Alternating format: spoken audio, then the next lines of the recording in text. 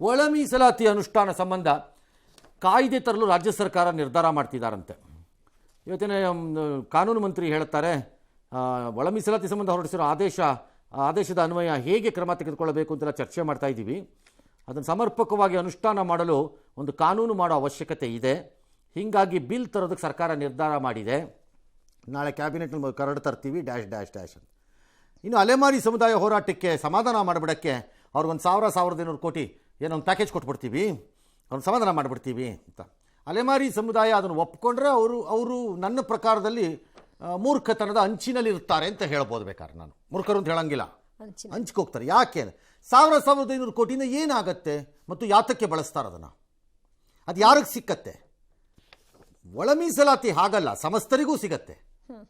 ಹಾಗಾಗಿ ಹೋರಾಟದಲ್ಲಿರುವಂತಹ ಜನ ಈ ತುಪ್ಪ ಸವರಿಸೋ ಕಾರ್ಯಕ್ರಮಕ್ಕೆ 1,000 ಕೋಟಿ ತುಪ್ಪದ ಕಾರ್ಯಕ್ರಮ, ಅವ್ರ ಮನೆಯದೇನಲ್ಲ ದುಡ್ಡು, ಯಾರದ್ದೋ ದುಡ್ಡು, ಜನ ಕಷ್ಟಪಟ್ಟು ಟ್ಯಾಕ್ಸ್ ಕಟ್ಟಿರೋ ದುಡ್ಡು. ಸಿದ್ದರಾಮಯ್ಯನವರು ಟ್ಯಾಕ್ಸ್ ಕಟ್ಟಿದಾರೋ ಇಲ್ವೋ ನಂಗೆ ಗೊತ್ತಿಲ್ಲ, ಎಚ್ ಕೆ ಪಾಟೀಲ್ ಎಷ್ಟು ಕಟ್ಟಿದಾರೋ ನನಗೆ ಗೊತ್ತಿಲ್ಲ.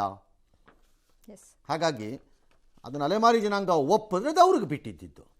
ಬಟ್ ಬಿಲ್ ತಂದರೆ ಬಿಲ್ಲನ್ನು ಸುಪ್ರೀಂ ಕೋರ್ಟು ಮುಖಾಮೂತಿ ನೋಡದೆ ನಿಮ್ಮ ಮುಖದ ಮೇಲೆ ವಾಪಸ್ ಹಾಕತ್ತೆ. ಬರೆದಿಟ್ಕೊಳ್ಳಿ. ಮೊನ್ನೆ ಇನ್ನೂ ತೆಲಂಗಾಣಲ್ಲಿ ಆಗಿದೆ.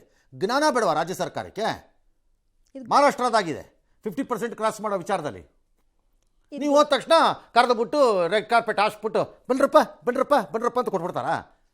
ಸುಮ್ಮನೆ ಇನ್ನೊಂದು ಕಣ್ಣಿಗೆ ಮಣ್ಣು ಹಾಕುವ ಕೆಲಸ ಅಷ್ಟೇ.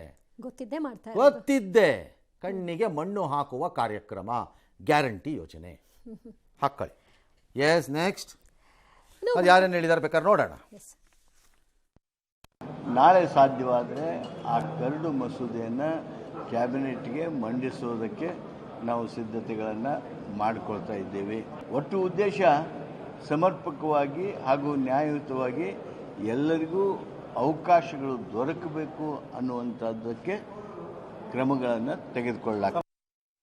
ಹಲವಾರು ಸಮುದಾಯದ ಮುಖಂಡರು ಭೇಟಿ ಮಾಡಿದರು, ಅವ್ರ ಜೊತೆಯಲ್ಲಿ ದೀರ್ಘವಾಗಿ ಚರ್ಚೆ ಮಾಡಿದೆ. ಈಗ ಆ ಮುಖಂಡರೆಲ್ಲ ಬಂದು ಮುಖ್ಯಮಂತ್ರಿಗಳನ್ನ ಭೇಟಿಯಾಗಿ ಮನವಿ ಕೊಟ್ಟಿದ್ದಾರೆ. ಎಲ್ಲ ವಿಷಯಗಳನ್ನು 31ನೇ ತಾರೀಕು ಅವ್ರ ಜೊತೆಲಿ ಚರ್ಚೆ ಮಾಡಿದಾಗ ಅದು ಬೇರೆ, ಅವ್ರ ಸಮುದಾಯಕ್ಕೆ ಇದು ಕೊಡೋದು ಬೇರೆ, ಒಳ ಮೀಸಲಾತಿ ಬೇರೆ. ಫೈಟ್ ನಡೀತಿರೋದು ಒಳ ಮೀಸಲಾತಿಯ ಮೋಸ. 1,500 ಕೋಟಿ ಕೊಟ್ಬಿಟ್ಟು ಯಾವುದೋ ಒಂದು ಸಮುದಾಯನ ಖರೀದಿ ಮಾಡ್ತೀವಿ ಅಂದರೆ ಅದನ್ನು ಅವ್ರು ಒಪ್ಪೋದಾದ್ರೆ ಅದು ಅವ್ರ ಇಷ್ಟ. ಅದೊಂದು ರೂಪದ ಆಮಿಷನೇ ಅಲ್ವಾ ಸರ್? ಅದು ನನಗೆ ಗೊತ್ತಿಲ್ಲ. ಆದರೆ ಅವ್ರ ಸಮುದಾಯದವ್ರು ತೀರ್ಮಾನ ಮಾಡಬೇಕು. ನಾನು ನೀವು ಯಾರು ತೀರ್ಮಾನ ಮಾಡೋಕ್ಕೆ? ಅದನ್ನು ಅವರು ತೀರ್ಮಾನ ಮಾಡಬೇಕು. ನಿಮ್ಮ ಮೂಲ ಹೋರಾಟದ ಸ್ಪಷ್ಟತೆ ನಿಮಗಿರಬೇಕು. ನಿಮ್ಮ ಮೂಲ ಹೋರಾಟ ಕಾಸು ತಗೊಳ್ಳೋದಲ್ಲ, ಸರಿಯಾದ ಒಳ ಮೀಸಲಾತಿನ ತರೋವಂಥದ್ದು.